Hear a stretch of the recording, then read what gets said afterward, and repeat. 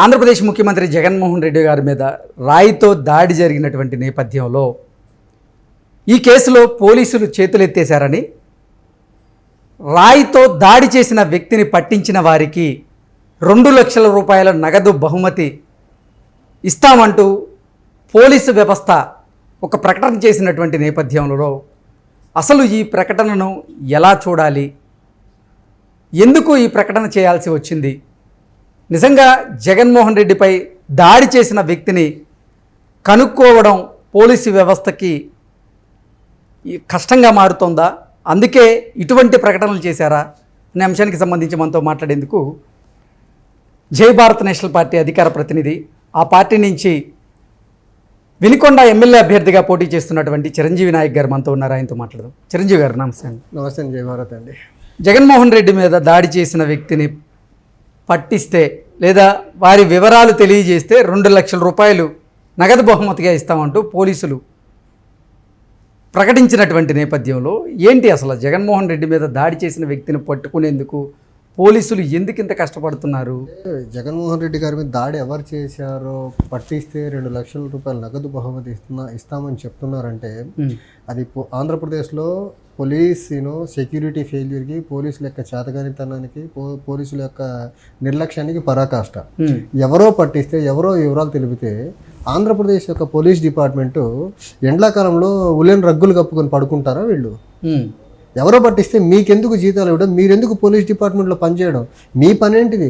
ఒక chief minister యొక్క సెక్యూరిటీని ప్రాపర్గా మెయింటైన్ చేయలేని మీరు ఎందుకు డిపార్ట్మెంట్లో ఉండడం? దిగిపోండి, వేరే వాళ్ళు వస్తారు పనిచేసేవాళ్ళు. ఎంత దౌర్భాగ్యమైన స్టేట్మెంటు, ఎంత బాధ్యతారాహిత్యమైన స్టేట్మెంట్ ఆంధ్రప్రదేశ్ పోలీస్ నుంచి. ఎంత ఈ పోలీసులు వైసీపీకి కొమ్ము కాసేలా పనిచేస్తున్నారు దానికి ఇంతకంటే నిదర్శనం ఇంకోటి ఏముంది? జరిగి ఉంటే నిజమైన దాడి అయితే ఈ పార్టీకి పట్టుకొని కల్ప్రిట్ని శిక్షించాల్సింది కదా. ఎలక్షన్ల టైంలో ఈ డ్రామాని ఇలా రక్తి కట్టించి ఏం చేయాలనుకుంటున్నారు మీరు? ఎలక్షన్ ఫ్రీ అండ్ ఫెయిర్ మేనర్లో జరగాలనుకుంటున్నారా? ఈ రకమైన ఎమోషన్స్తో ఎలక్షన్ని డ్రైవ్ చేయాలనుకుంటున్నారా మీరు? అసలు జగన్మోహన్ రెడ్డి అనే వ్యక్తి రైట్ ఫ్రమ్ బిగినింగ్ ఆయన పొలిటికల్ జర్నీ చూసుకుంటే ఎమోషనల్గానే పాలిటిక్స్ని డ్రైవ్ చేస్తున్నారు తప్ప ఎలక్షన్స్ని ఆయన ఎప్పుడు డెవలప్మెంటల్ ఇష్యూస్ మీద, ఆంధ్రప్రదేశ్ యొక్క రాష్ట్రం యొక్క హక్కుల మీద, ఇంట్రెస్ట్ల మీద, ఆంధ్రప్రదేశ్కి కావాల్సిన బెటర్ పాలసీస్ మీద ఎప్పుడు ఎన్నికలు చేయలే ఆయన. చూడండి, 2009లో ఆయన ఎంపీ అయిన తర్వాత వాళ్ళ నాన్నగారు చనిపోయిన తర్వాత వాళ్ళ నాన్నగారు చావునడ్డం పెట్టుకుని ఒక ఎమోషనల్ ఓదార్పు అనే ఒక డ్రామాని రక్తి కట్టించారు. అప్పుడు అది అయిపోయిన తర్వాత ఓడిపోయిన తర్వాత కొత్తగా పాదయాత్ర చేశారు. రావాల్సిన మైలేజ్ రాలా, స్ట్రాటజిస్ట్ని పెట్టుకున్నాడు, రావాల్సిన మైలేజ్ రాలా. తర్వాత తనగానే కోడికత్తితో పొడిపించుకుని ఒక ఎమోషనల్ డ్రామాను రక్తి కట్టించాడు. ఈ రోజుకి ఆ కోడికత్తి డ్రామా ఎన్ఐఏ కోర్టులో డ్రాగ్ అవుతుంది తప్ప ఈ రోజుకి ఎవరు కోడికత్తితో పొడిచాడు, ఏంటిది, ఆ కల్ప్రిట్ని నిజంగా ఆ శ్రీనుబాబు అనే వ్యక్తి కాదా తేల్చే పరిస్థితి ఈ రోజుకి లేదు. ఆయన ముఖ్యమంత్రి అయిన తర్వాత కూడా ఆ కేసు ముందుకు సాగకుండా అడ్డుపడ్డాడు ఆయన. తర్వాత ఈ కోడి కత్తితో డ్రామాతో మనకు వర్కౌట్ కావట్లేదు అనుకున్నాడు, సొంత బాబాయిని గొడ్డల పోట్లతో చంపించేశాడు. ఆ కేసు ముందుకు సాగనివ్వాలి. ఈ జగన్మోహన్ రెడ్డి ట్రాక్ రికార్డ్ చూసుకుంటే మనము మొత్తం ఇలా ఎమోషనల్ తర్వాత హత్య రాజకీయాలతోనే ముడిపడి ఉన్నాయి. ఇప్పుడు ఆయన ముఖ్యమంత్రి కాకముందు జరిగిన కోడికత్తి డ్రామా ఈ రోజుకి తేలలేదు, సొంత బాబాయ్ హత్య ఈ రోజుకి తేలలేదు.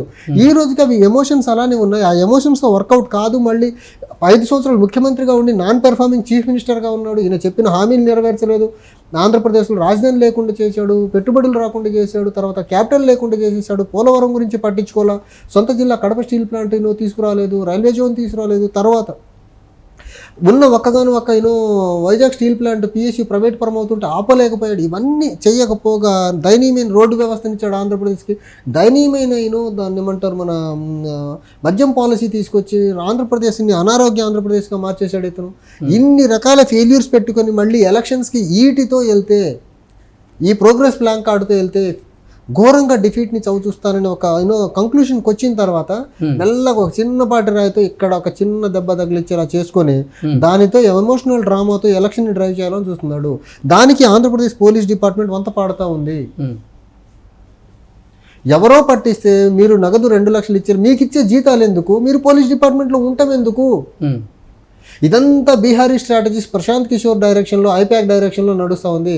అక్కడ వెస్ట్ అసలు ప్రశాంత్ కిషోర్ ఐపాక్ టీంలో లేరు కదా. అయినా జగన్మోహన్ రెడ్డికి కిషోర్ బయట ఓవరాల్గా చెప్తున్నాడు, కానీ he is very much part of IPAC. నా ఫ్రెండ్స్ జన్ సూరజ్ పార్టీలో పనిచేస్తున్నారు బీహార్లో.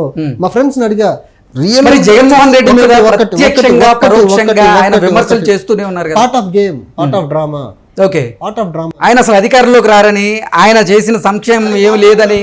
ఒకటి, ఆయన డబ్బు కోసం పనిచేస్తున్న వ్యక్తి, డబ్బు కోసం ఆయన సంపాదన కోసం భారతదేశం యొక్క రాజకీయ వ్యవస్థని అట్టడుగు స్థాయికి దిగజార్చిన వ్యక్తి. ఆంధ్రప్రదేశ్లో దేశంలో ఎలక్షన్గా జరగకుండా, ఫ్రీ అండ్ ఫెయిర్ మేనర్లో జరగకుండా ఒక ఎమోషన్స్తో డ్రైవ్ అయ్యేలా చేసిన వ్యక్తి ప్రశాంత్ కిషోర్. చూడండి బెంగాల్లో మమతా బెనర్జీ గారు ఎలాంటి ఎమోషన్స్తో ఎలక్షన్ చేస్తున్నారు, జగన్మోహన్ రెడ్డి గారు 2019లో ఎలాంటి ఎమోషన్స్తో ఎలక్షన్ చేశారు చూడండి మీరు. ఆయన దగ్గర స్ట్రాటజీలు ఏమున్నాయి? తిట్లు తిట్టించడము, తర్వాత కొట్టించుకొని చిన్నపాటి రక్తపు మరకలతో ఎలక్షన్ చేయడం తప్ప ఆయన ఇచ్చే స్ట్రాటజీస్ ఏంటి?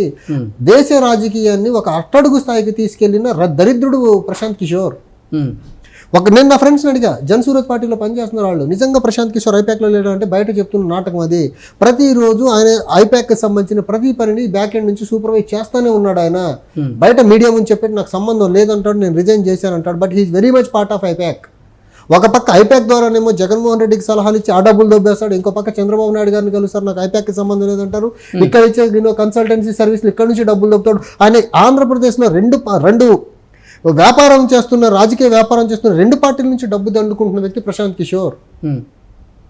ఆయన బయటికి ఏదైనా చెప్తున్నాడంటే దానివల్ల పొలిటికల్గా డబ్బు పరంగా నాకు ఎంత బెటర్ బార్గెనింగ్ వస్తుందనే చూసుకొని పనిచేస్తున్నాడు తప్ప ఆయనకి రాష్ట్రం మీద కానీ, దేశం మీద కానీ, రాజకీయాల మీద కానీ కమిట్మెంట్ లేని వ్యక్తి. ఆయన డబ్బు కోసం పనిచేస్తున్న కన్సల్టెంట్. ఆయన ఇప్పుడు ప్రశాంత్ కిషోర్ వ్యూహంలో భాగంగానే జగన్ గారి మీద దాడి జరిగింది అని మనం భావించవచ్చు. మరి నాట్ ప్రశాంత్ కిషోర్, ఐపాక్ కనుక ప్రశాంత్ కిషోర్ పక్కాగా ఉన్నాడు.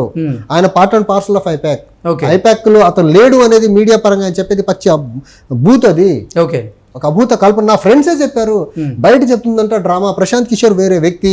ఇంతకీ జగన్మోహన్ రెడ్డి మీద దాడి ప్రభుత్వ వైఫల్యమా, లేదా పక్కా కుట్ర ప్రకారంగా జరిగిందా, లేదంటే నిజంగా జగన్మోహన్ రెడ్డి తన ఫెయిల్యూర్ చీఫ్ మినిస్టర్షిప్ ని కప్పిపుచ్చుకోవాలా, ఎలక్షన్లు మళ్ళీ ముందుకెళ్లాలా, నేను మళ్ళీ గెలవాలా అంటే నేను ఏదో ఒక ఎమోషన్ డ్రామా ఆడాలా.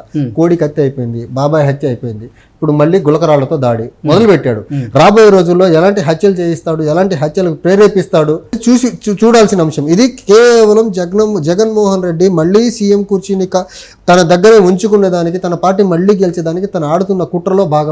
ఆ కుట్రని పోలీసులు చాలా సక్సెస్ఫుల్గా సపోర్ట్ చేస్తున్నారు.